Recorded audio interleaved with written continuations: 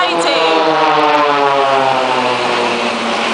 Now the guys have arrived in manta formation here. We've got blades 1 and 4 in the middle and blades 2 and 3 on the outside.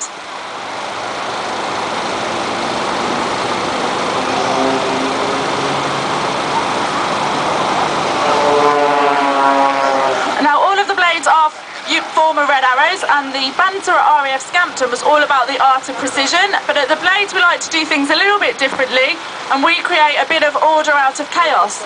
So our first manoeuvre of chaos of the day, this is the blades champagne fountain.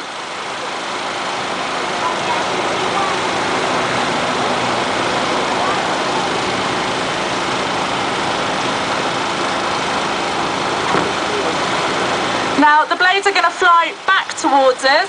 This next manoeuvre is pretty exciting. There's going to be 10 G in every single cockpit as the blades break towards each other for the blade break.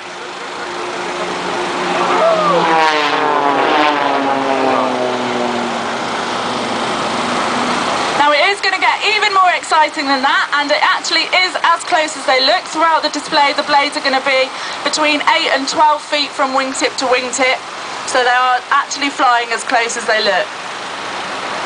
Now the blades are going to fly down the display line directly towards one another, and they're going to fly a couple of quite common aerobatic manoeuvres. The leading aircraft are going to perform an aileron roll, and the trailing aircraft are going to perform a barrel roll, and these are a few of the manoeuvres that you'd be able to fly if you came and flew with the blades with us. Now blades 2 and 3 are on the outside, they're going to snap roll away, but if you keep your eyes on blades 1 and 4 in the middle, they're actually going to stall the aircraft and drop backwards through their own smoke.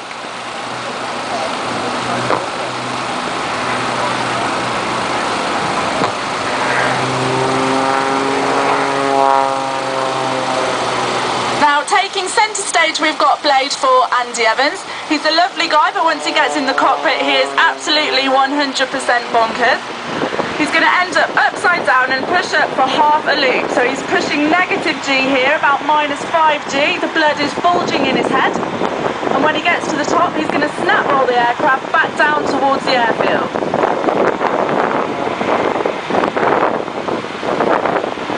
Andy's getting ready to put his aircraft into upward going spin. This manoeuvre is actually called the Lomchevak, which means headache or hangover in Czechoslovakian, and I'm sure you can appreciate why that is as you watch Andy.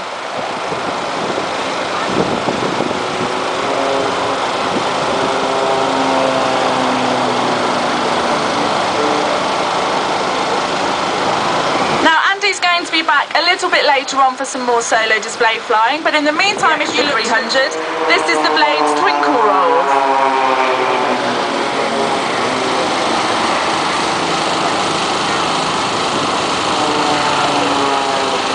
Now Andy Evans pilots to avoid from flying out in front of their enemy's guns. Andy's just using it to lose a little bit of speed today so that he can slot into the formation at the back there. Now at the moment there's about 10 feet from wingtip to wingtip, and the guys are going to fly a formation loop, and the blades are actually world record holders for flying the most number of consecutive formation loops.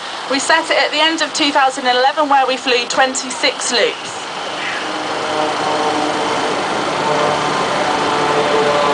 We have a new livery on our aircraft this year, and on the wings underneath we've had a fantastic Union Jack painted on there. This next manoeuvre is a great one for the cameras. The blades are going to fly towards us and show off that amazing Union Jack. Get your cameras ready. This one is called the Blades Box Bend.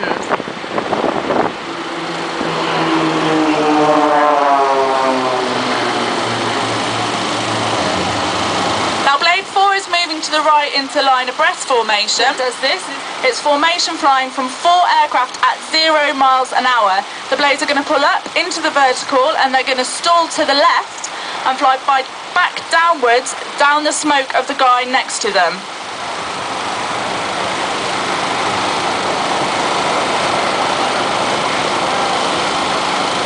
And if that looked a little bit familiar, you might recognise it from the end of the New Yorkshire Tea advert. Now this next manoeuvre is in heritage to our Royal Air Force history. It's dedicated to the brave few who fought in the Battle of Britain. It's beautiful. It's called the Spitfire Roll.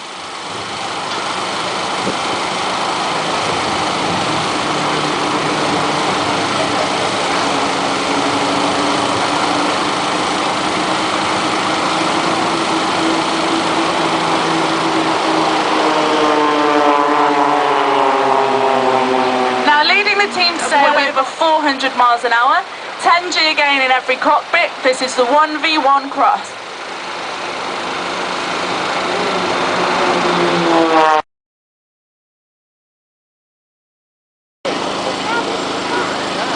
So we really have got the full team here today. We've got the Merlin, the Chinook, we've got the new Puma 2 out on the dispersal, albeit in a static display. And that's the only one of its kind in the UK. Ladies and gentlemen, the Merlins are approaching for a low level troop drop-off. What you can see now is the two aircraft from 17th Squadron doing what is termed as mutual support, with one aircraft approaching low level for a troop drop-off and the other providing cover from high. Right now they're looking for and calling potential threats for the landing aircraft.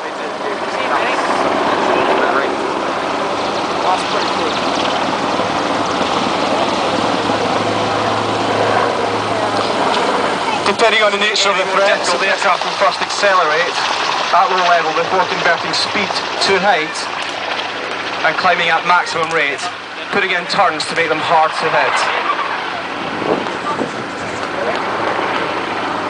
Again, the three general purpose machine guns providing suppressing fire at the landing site on the way in.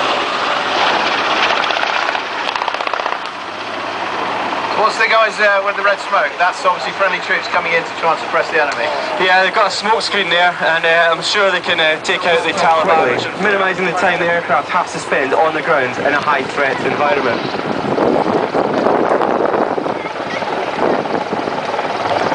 Underslung loads can be used to resupply troops at forward operating bases with essential things like food, water, food and munitions.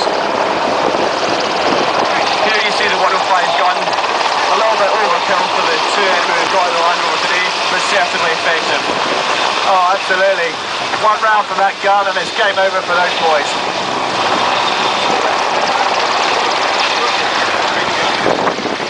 A single 2-ton underslung load can be dropped off in seconds, whilst the same load carried in the cabin would take 10 or more minutes to offload.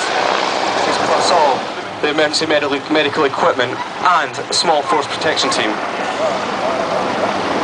It's a fast helicopter, making it smooth and comfortable to work in, and very quiet for such a large beast. We'll go into what we call the seesaw manoeuvre. A performance seesaw which is made up of two opposed pedal turns, which are very similar to stall turns in the fixed wing world and fairly unique in the helicopter world because of the lack of tail rotor.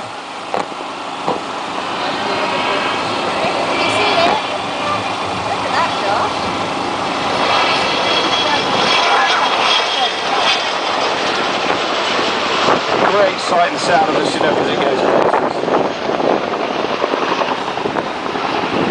Here he goes up to the top, kicks it round. He's now going to give the opportunity to basically demonstrate to the nose down fixed off. Look at that, sheer power. Now he's going to go down the crowd sideways, and on the back, as I said, is Andy, so give Andy a big wave as he comes along the crowd line. He's got that nice big orange hand. He trapped it in the door earlier, but it seems